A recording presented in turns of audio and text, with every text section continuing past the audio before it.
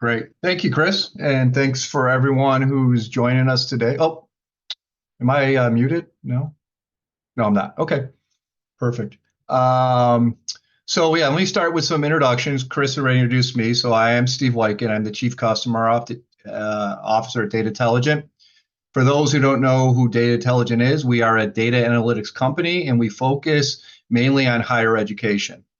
With me is Debbie Phelps. And Debbie, I'll turn it over to you if you want to introduce yourself and maybe tell folks a little bit about Cowley College. Okay. My name is Debbie Phelps, and as the slide shows you, I'm the Executive Director of Institutional Effectiveness at Cowley College. We're located in South Central Kansas, and we are a community college. And we've been partnering with Datatelligent since 2019. And I'm here because I'm excited about this really important milestone in our data maturity journey, and excited to talk about how proud I am of the work of my colleagues here at Cowley College, how they've really strived to increase data literacy and data governance so that we have the type of data that can power an exciting dashboard like this. So thanks. Great. Thanks, Debbie. And again, we do appreciate your partnership over the going on 4 years now. I don't know. It's been a while. So thanks for working with us. What we want to do today is really just have a conversation about how schools can incorporate artificial intelligence, machine learning, all of these new tools that are so much in the news right now that to me, even someone who's in this day to day, it can be very daunting, can be confusing, exactly how to use these tools, right? Everyone's familiar with ChatGPT, but there's a ton of other stuff that's out there as well. And they show great promise, but it's also tough to really understand how do I really use this to be add value to my institution. So today's goal is to talk about how to use these tools in a practical manner.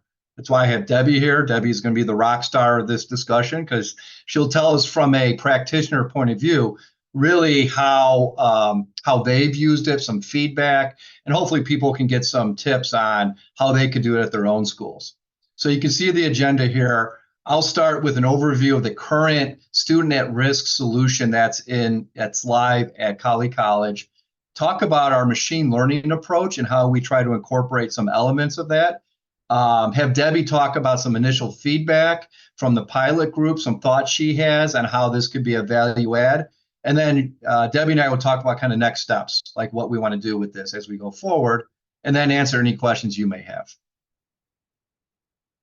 So let me jump into the current retention student at risk solution that's at Cowley College. First, I want to give a little background on how Datatelligent works with its customers. So we're very collaborative. We like to start with what we call our solution engines. Think of these as templates to get you started, basically. And then we take those templates, we work iteratively with the customers and refine them to a point where they are customized to your specific needs, to your specific institution. We have some, like you see the student lifecycle suite. Most schools need some combination of these three to get started with data analytics. So enrollment, students at risk, student success. And for today's discussion, we're focused at that student at risk retention solution. So a little more background about the student at risk retention solution. So this solution is meant to help schools proactively identify students who may have obstacles or barriers in place, making them a risk for not returning for the next semester. And one use case that we like to, that we see a lot of schools use this for is for their advising or student success center, where they can use this tool to target interventions to students before it's too late. So that's the purpose of this solution. So what I'm going to do now is walk through a couple screenshots of what this solution looks like currently for Cowley here. Let me see if I can turn on this laser pointer here. Yes, Steve, we have one quick question. Sure. What's the difference between retention and persistence? Good question. I think and we probably have a lot of folks on the call here who can answer this. But I think from a technical standpoint, typically a retention, the way we look at it, is returning fall to fall, right? Returning from one term and coming back the next year. Persistence in some cases is term to term, meaning they come from fall, they come back to the spring. In this case, the way we did this analysis, we looked at students who came back the next term, okay, for our analysis. But I know there's an official one. Debbie, you may want to speak from an IRIE perspective. I know there's some official definitions folks use. Well, I think the only thing you missed, Steve, is that when we look at the predictive model, we only used the regular fall and spring semesters. So we did not include the summer. Two reasons, because it's not what we define as a regular semester, but also unique to Cowley College is around 95% of our summer is online. And so we just go from fall to spring, and then are you going to return from spring to fall?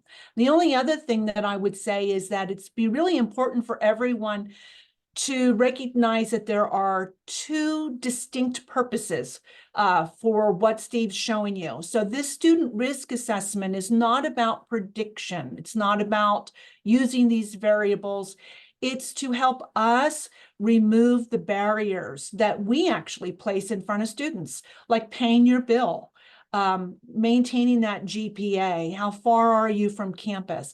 So when you look at this dashboard, please understand that when we look at whether a student is 100% online or not, we're not predicting that being 100% online is a possible contributor to failure. We're just recognizing that we need to work harder to meet the needs of those students, and we want to get them identified quickly so we can help them.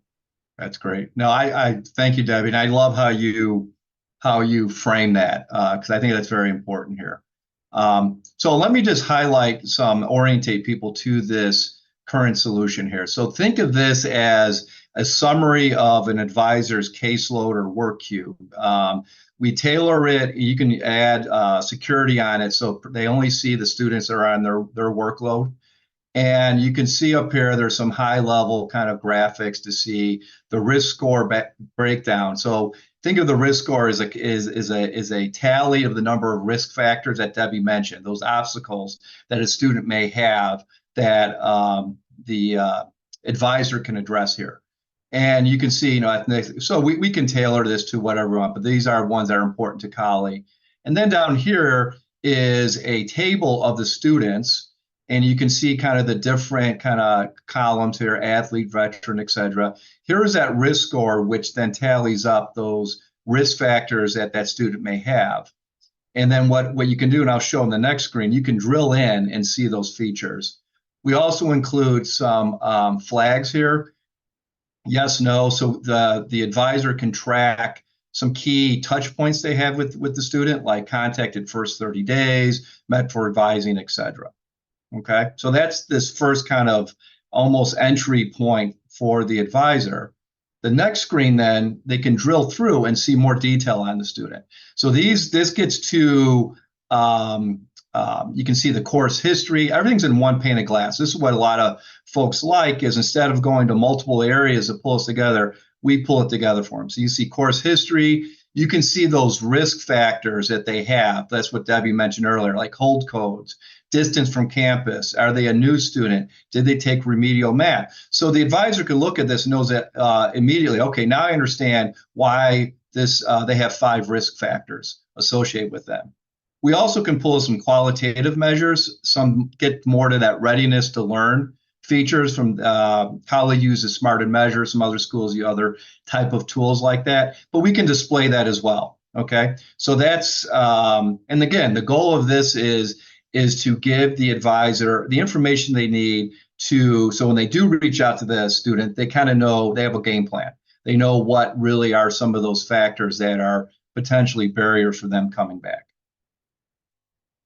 So let me turn it back over to Debbie just to talk about that tool and maybe start with what did Cowley use before we kind of put this together? I don't know if you know, Debbie, what was in place beforehand. So as far as I know, we didn't have any type of technology like this. We do have some components in our Genzabar system, an early alert system, but mainly our advisors worked from their lists of students. And so for some of our staff advisors, that means they were struggling to identify which of maybe their 200 students needed their attention the most. And so this first dashboard was a really significant change for us. I feel like it gave a lot of our advisors increased confidence that they were meeting the students who had the greatest need at the point of that need. So see the benefits of it. Obviously, I think it helps the advisors know a student who they've never met a little better. It gives them talking points, which can help a student. Students might be hesitant to share some of the challenges. The screen that Steve had before, I noticed that that student was a first-generation student, and they didn't have any tech usage score for their smarter measure. So when I'm sitting here thinking about that, I know that for our community, many of our students get a Chromebook during high school, and they get to keep it. But I also know that Chromebooks aren't always the best in combination with our LMS, our learning management system. So maybe this student didn't score that part on Smarter Measure because they're very uncomfortable. Well, if I was their advisor, that would be something I would say. And I would be able to ask them, hey, do you need a new laptop? Do you need help getting Wi-Fi? What kinds of tech obstacles might you have? The challenges. The greatest challenges was just simply level of comfort.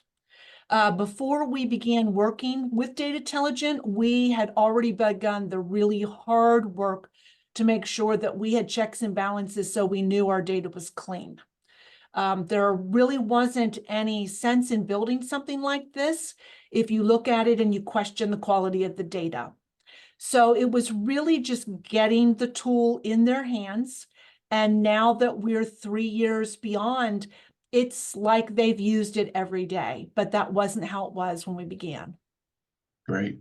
All right. Well, thank you, Debbie. Let me, just for sake of time, let me move on to the machine learning solution and walk people through what we developed, and then we presented to Cowley to get their feedback on it. So this was meant, the machine learning module or components was meant to be a complement to the existing solution. As Debbie mentioned, she worked very hard to get the advising staff to start using it, trust it, et cetera. So we didn't want to radically change what they already had. We wanted to add something to it, to complement it with using some of these machine learning type of approaches here.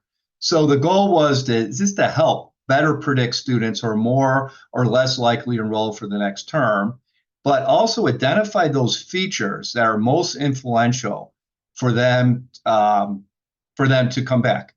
Okay, and we'll walk through what we did there. You can see what we use. We use data from about 4 to 5 year time frame. We counted students that are retained if they enrolled in the next term, and we excluded graduates there. From a machine learning standpoint, and again, I'm not going to bore people with kind of the behind the scenes stuff, but high level, most machine learning models work this way, where you collect the data, you clean the data, you identify the features. These are those factors that you feel are influencing the outcome you're looking for. In this case, it's retention. You train your model, your machine learning model, then you do an evaluation with another set of data. See, is it really predictive? And then you deploy the model. So that's kind of the high level steps that we went through there. This is a summary of the features that we included, okay, within the model. You can see the categorical ones and then the numeric ones, right? So you can see stuff as athlete, are they a veteran, first generation, et cetera. Okay, so those were the inputs into the model. Now, again, I'm not going to belabor this one here, but the goal of this slide here is really let you know that the statistics behind this were pretty sound. So the accuracy we got was about 80% accurate. I included this confusion table. I always love this. I think that's an appropriate term because I think this is confusing, but let me orientate you to what this is. So the way a confusion table works is on the x-axis, you have the predicted values or labels. So this is what the model predicted. So yes means they predicted the student is going to come back. No means they didn't. And then this is actually what happened. So this means the student did come back. This means they didn't.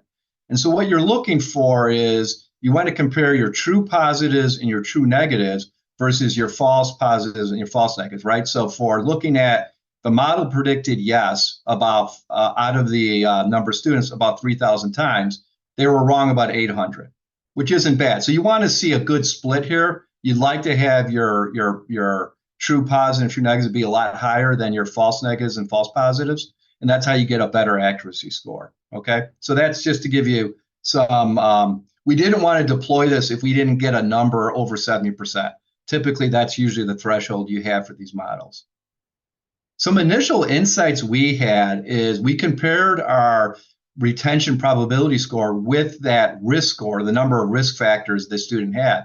And we did see a correlation between it. It wasn't really strong, but there was a correlation, meaning the more risk factors a student had, the lower their retention probability was, which makes sense. That means they have more barriers in place. They're probably less likely to come back. So that kind of gave us some confidence that, hey, maybe this model will provide some value. We also noticed that the model was very accurate, over 90%, when you looked at the tails, the 0 to 20% likelihood of coming back, and then 80 to 100%. And what that told us, at least, is that it suggests the greatest opportunity for the advising staff is to look for students whose probability of coming back are somewhere in the middle, between 40 and 60%, which kind of makes sense. That means you have a chance to really influence that. So let me show. Where's my? I go to the next slide. Okay. So real quick, I'm just going to show you how we integrated this into that existing solution. We didn't want to radically change it since they were used to it already, but we added that probability retained percentage to that table, and we gave them some action filters up here so they could easily filter to the different buckets they want to look at, right? So the 26 to 50, let's say, then it would filter the rest of the solution. This didn't change radically other than we added the probability, but we added this go to feature analysis. I want to spend a little time on this.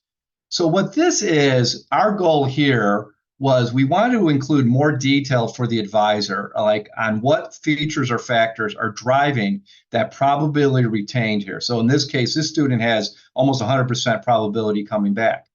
We performed something called a Shapley analysis, which identifies which features most influence this probability retained number here.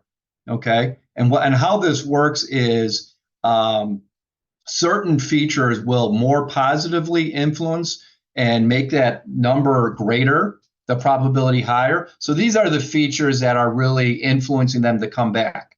And then there are also features that will pull it back, will make it more of a negative number, the probability. So these are ones that make it less likely they come back. So what we did, we showed the top 5 and the bottom 5 as a reference. Again, this was meant to be a complement to the other information that the advisor has.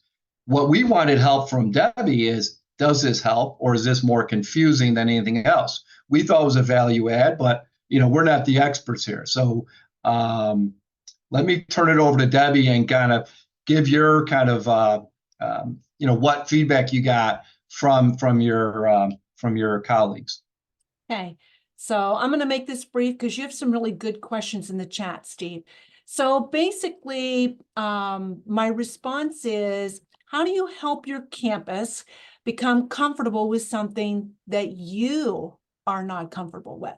So you might have noticed that my role at Cowley is an institutional effectiveness role. So I do querying the system and all of the types of IR tasks that you have to do reporting and other assignments, but that doesn't mean that I'm comfortable with a statistical model. So first off, your staff tend to follow your lead. And so I'd be remiss if I didn't tell you that the biggest challenge will be me developing a new language so that I can answer unexpected questions, and to also continue to boost employee confidence in it. So how will I do that? I'll continue to remind our employees of how clean our data is, continue to do trainings with Steve and others at Datatelligent so that they begin to grasp the expertise that is behind the power of the model, and give them time. That's been probably the most important thing in our data maturity journey, is to allow people to acknowledge without feeling embarrassed their discomfort, so that you can give them time to ask the questions that they need to ask so you can help them grow. No, that's great, Debbie. Let me do this. I agree. There's a lot of good questions. I know we only scheduled a half hour here, so I'm be mindful of the time. Let me just really jump to, and then we can start talking about the questions, is some next steps here. One thing that we learned as working with Debbie and the gang is that we had to refine our model a little bit. We initially included dual enrolled or high school students and non-degree students. After talking through with Debbie, we're like, that doesn't make sense. That's probably going to skew the data or the predictions a little bit. So we're working on removing them. And this gets to kind of the more of the art versus the science of doing this, because we included them because we wanted a larger sample size, right? The more data, the better your prediction is going to be. Removing these may influence the accuracy, right? So you got to do that balancing act there.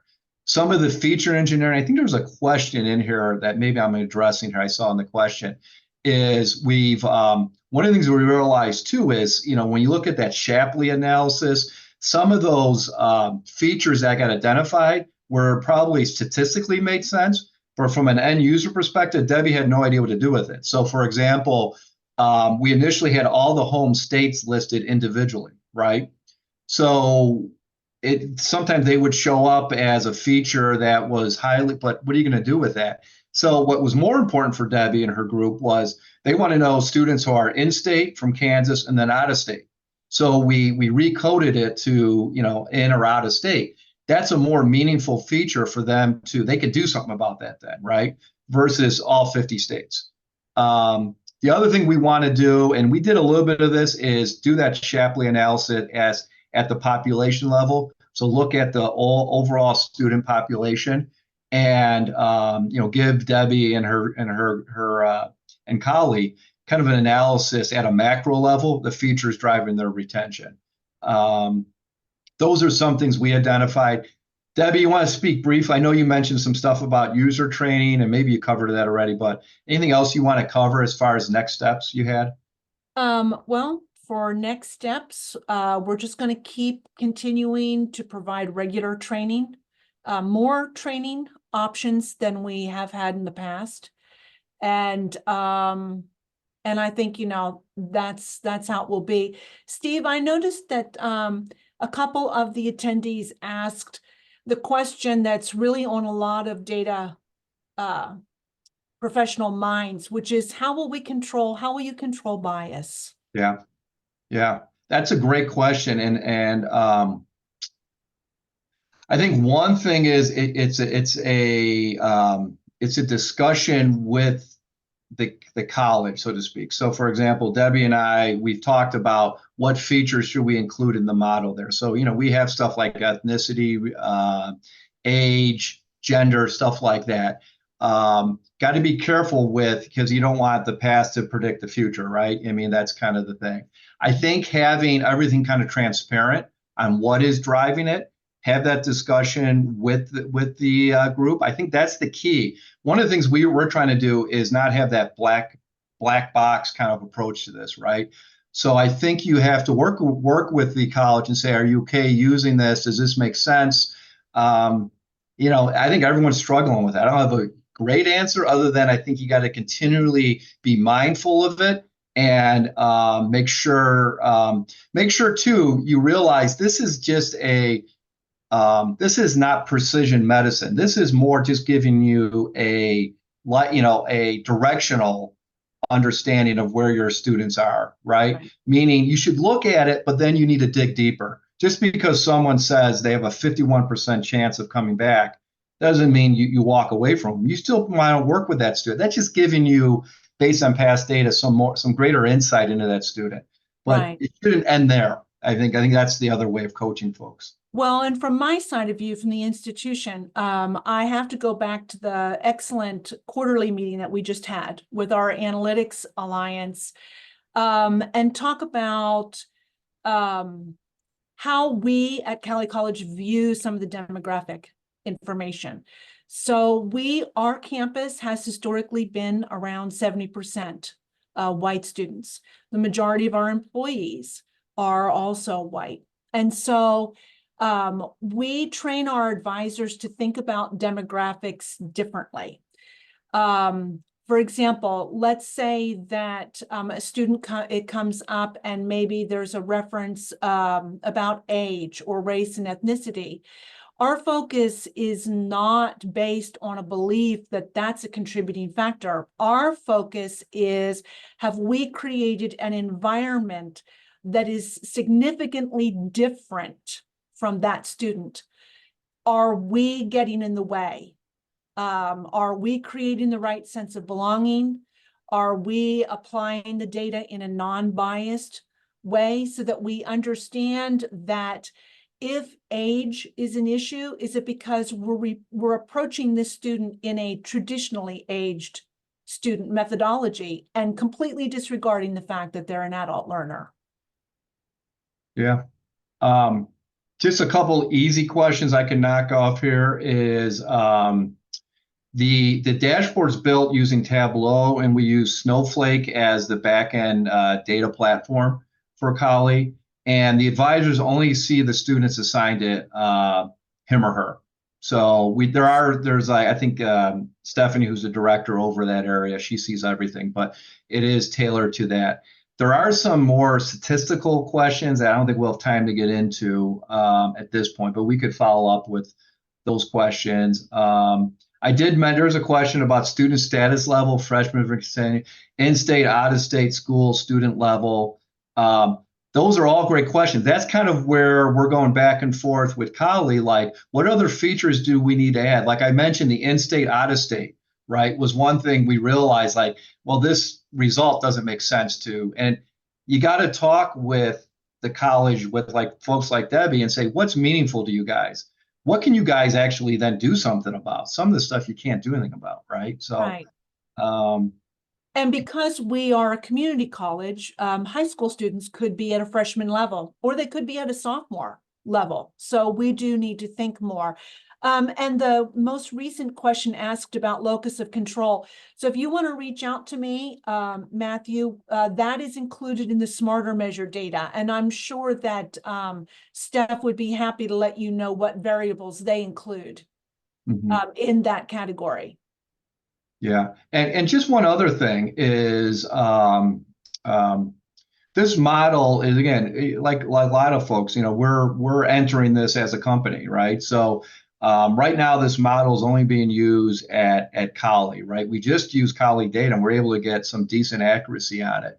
Our future state as a company is to kind of build upon that, and hopefully we can get a model that can be deployed at multiple institutions. But right now this was, one of the things we want to make sure that it's useful, right? We can do all the statistical stuff we want, but like Debbie's saying, if they don't trust it, if they don't want to, if they don't feel comfortable using it, then what's the point, right? So we want to make sure we do this in a way that really meets the advisors and student success where they're at, and it's a value add to them.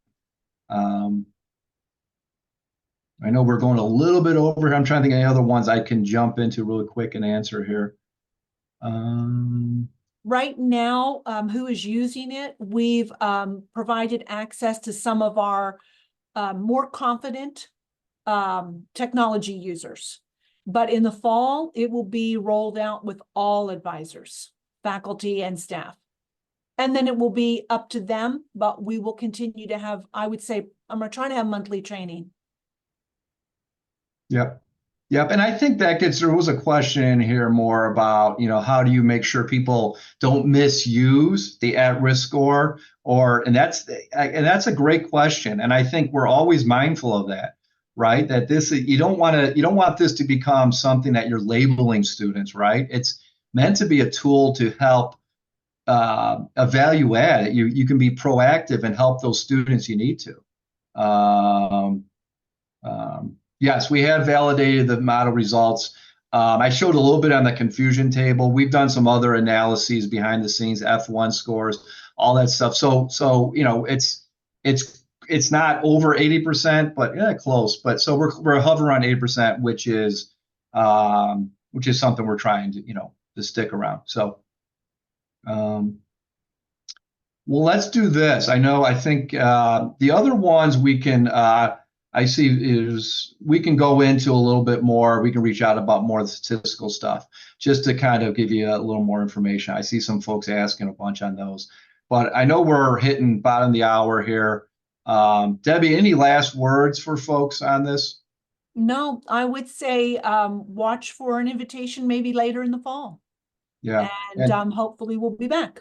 Yeah. And I do love this quote here that all models are wrong, but some are useful. I think this is something I always keep in mind that, there's statistics and then there's actual application of it, right? So again, how do we use these tools to help folks like Debbie and Cowley, do better for their students? And that's what we're trying to do here.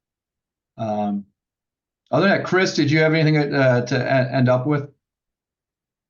No, we do have a record of everyone's questions, so we will try and get an answer for you and get that out to you.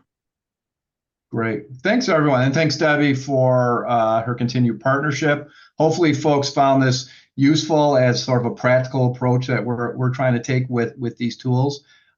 Reach out. Here's Debbie's information. You have mine there as well, or Chris. Feel free to reach out to us if you need follow-up questions.